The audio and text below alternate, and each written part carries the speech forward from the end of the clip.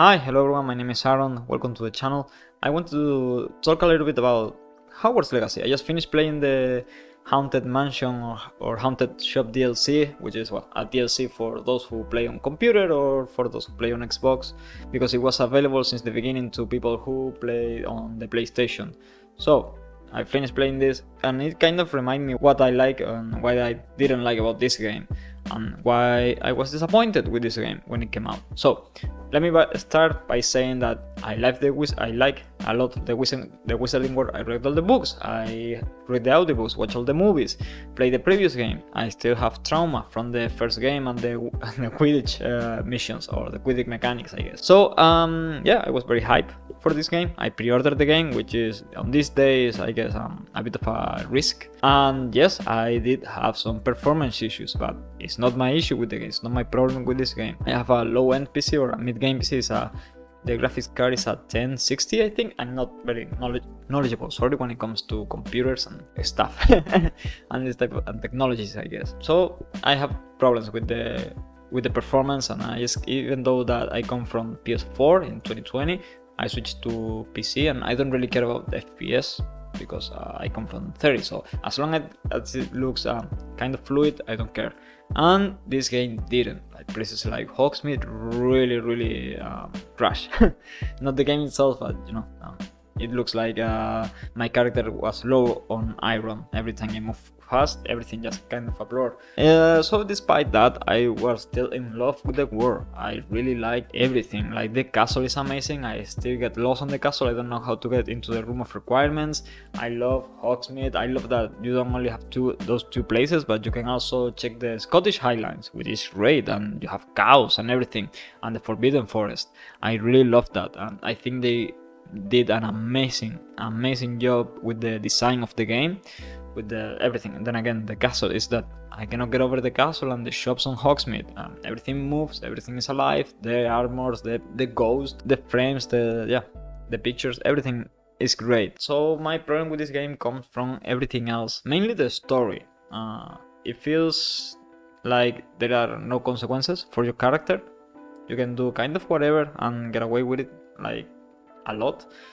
So the main mission, for example, the main story is that you are this new wizard that suddenly have this ancient magic, and you see yourself involved in a goblin rebellion, and you kind of save the world and find this crazy new magic that you possess, and that's pretty much it. Outside of the missions, doesn't really feel like there is anything, and that's kind of about it. Like outside of the missions, doesn't really feel like what you're doing have any importance at all, and the missions are really very repetitive. You're all the time fighting armor, so the levels feels like kind of the same. And also with the side quests, I come from The Witcher 3 and the Red Dead Redemption 2. I think are probably some of my favorite games, and when you do side missions on those games, it's amazing. Like they are practically like sometimes even better than the main quest, and it's not the same with this. With this game, most of the side missions, like you have this crazy one with Sebastian. I don't want to spoil a year-old game, I guess, but this character is the one that will teach you the Unforgivable course, and he's going through some problems, I guess, and doing some crazy stuff. And still, once you finish his missions or where you're outside of his questline, it doesn't really feel like it matters. Like maybe some comments here and there from other students or teachers, but that's it. And even after those missions are done, it doesn't really matter that much. Like you kind of feel like, why the hell am I doing these missions if it isn't just because I want to finish the game or finish this quest. I'm just completed it, I guess, and that's it. It's the same that happens with the animals. The part I was looking forward to the most, since I watched the trailers, was the room of requirement. It got me very excited to have my own room in Hogwarts that I can customize. And fair play, it's very customizable. I really like it. I think I did a great job, trying to be humble here, but that's it. So you have the vivariums, where you put the animals that you rescue from poachers, and it's great. You feed them, you nurture them, and that's it. There's not much to do with the animals. You can release them on the wild, but if you release the animals on the wild, you have the problem that the poachers are near, and it doesn't matter how many times you finished the poachers and the poacher camps. They showed up again and again, and it's always the same. And by the end game, you are so powerful that you only need like 1 or 2 spells to end with them. I guess I don't know if they get actually murder, but you finish them. It doesn't really get that crazy. And that's another thing, by the way. So you have them forgivable course. So you have the Cruciatus, the Avada Kedavra, the killing course, and those unforgivable. But I can turn someone into a barrel and make them explode, and that's not an unforgivable course.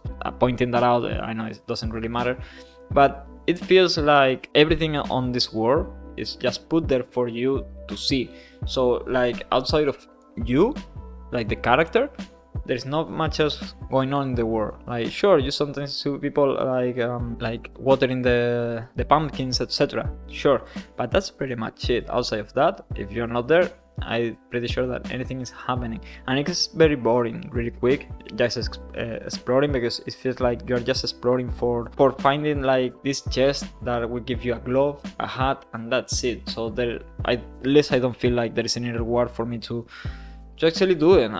Coming back to the animals, yeah, so you have those animals on the vivarium, and that's pretty much it. Like, oh man, it feels like congratulations, you have become a poacher now, because you took these animals from the wild, you put them in a cage, sure, a very fancy one, a very fancy cage, and you just feed them and scratch them and clean them so they can give you oils and hair, etc., for you to build your stuff, like your t-shirts and your armor, I guess.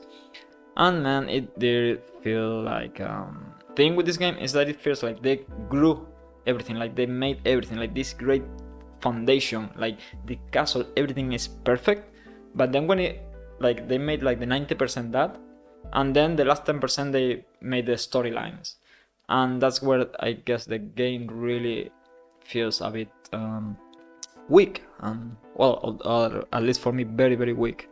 And it's a shame, and it's not even talking about the fact that it's not Quidditch. I mean, they made up that there wasn't Quidditch that year, sure, but it's again the stories. Like I feel like you are just going through that world and nothing else is happening. It feels like when you read the books, for example, like the Harry Potter books, you know, everything, all that crazy stuff is going on in England, you know, where Hogwarts is, and the rest of the world doesn't seem to care that there is an evil wizard killing people. So this feels like kind of the same. Like once you are outside of the missions, it seems like the world keeps just moving and nobody cares that there is this goblin rebellion going on. And man, I wish they did like I don't know what I want. If I want another game that they improve, or to just put some like work really hard on some DLCs that are amazing and put them into this one. I mean, pay for it. Like what, 15 euros, 20 euros? I'm not paying 60 for a DLC. But if they did like the Witcher 3 DLCs that are amazing, those are like full games. Like if you haven't played the Witcher 3, do it and buy the DLCs. They're really, really, really, really worth it. I cannot express enough how worth it the DLC from the Witcher 3 are. And I wouldn't mind if they did the same with this.